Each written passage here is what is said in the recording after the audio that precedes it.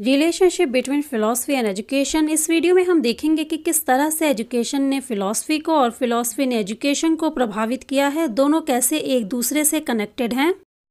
सबसे पहले हम देखेंगे मीनिंग ऑफ एजुकेशन क्या है। एजुकेशन जो है वो एक विकास की प्रक्रिया है।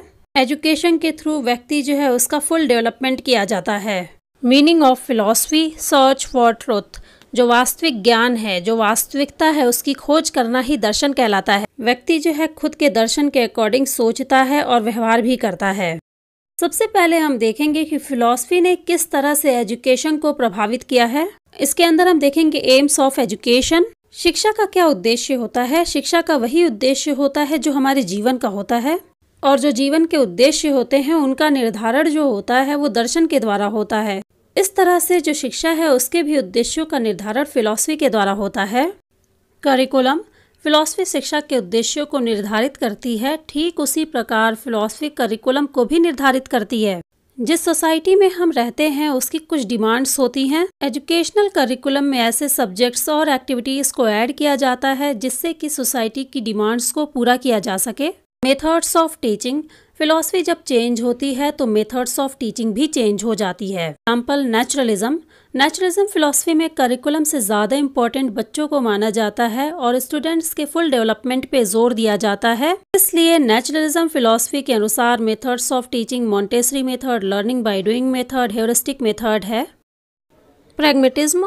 प्रैग्मेटिज्म फिलॉसफी में भी बच्चों के फ्री और फुल डेवलपमेंट पे जोर दिया जाता है, इसलिए इसमें मेथड ऑफ टीचिंग जो है वो प्रोजेक्ट मेथड है, लर्निंग बाय डूइंग मेथड है और मॉन्टेसरी मेथड है। आइडियलिज्म। आइडियलिज्म फिलॉसफी के अनुसार मेथड ऑफ टीचिंग है question answer method, discussion method और लेक्चर मेथड। तो इस तरह से हमने देखा कि जब फिलॉसफी चेंज होती है तो वो कैसे मेथड्स ऑफ टीचिंग को भी चेंज कर देती है।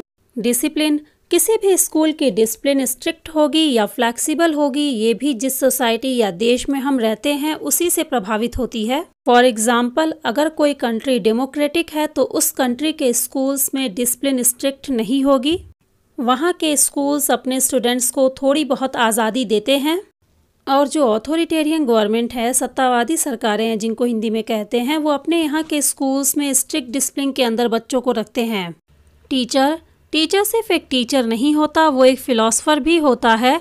फॉर एग्जाम्पल महात्मा गांधी जी, औरोबिंदो घोष जी और विवेकानंद जी, ये सभी बहुत बड़े फिलॉसफर थे, इसलिए ये इतने अच्छे एजुकेशनिस्ट भी बने। हर टीचर्स की अपनी फिलॉसफी होती है, अपनी सोच होती है, और उसी के अकॉर्डिंग वो बच्चों को प्रभावित करते हैं। अभी तक हमने ये देखा कि किस तरह से फिलॉसफी एजुकेशन को प्रभावित करती है। अब हम ये देखेंगे कि फिलॉसफी कैसे एजुकेशन पे डिपेंड होती है। जॉन एडम्स ने कहा है, शिक्षा दर्शन का गतिशील पहलू है, लेकिन कैसे। फॉर एग्जाम्पल, जब हम किसी भी टास्क को पूरा करते हैं तो उसमें दो चीज़ें शामिल होती हैं। पहली है प्लान साइड और दूसरी है application side. Plan side philosophical part होता है और एप्लीकेशन साइड एजुकेशन पार्ट होता है। जो प्लान हमने बनाया है उसके आधार पे हम कुछ आइडियाज़ का निर्माण करते हैं, लेकिन जो आइडियाज़ हमने बनाए हैं उसको एजुकेशन के थ्रू ही अप्लाई किया जा सकता है। सेकेंड पॉइंट है education is a means to achieve the philosophical objective. जो भी दार्शनिक उद्देश्य हैं, जो भी फिलोसफिकल ऑब्जेक्टिव्स हैं, उनको जो है एजुकेशन के थ्रू ही प्राप्त किया जा सकता है।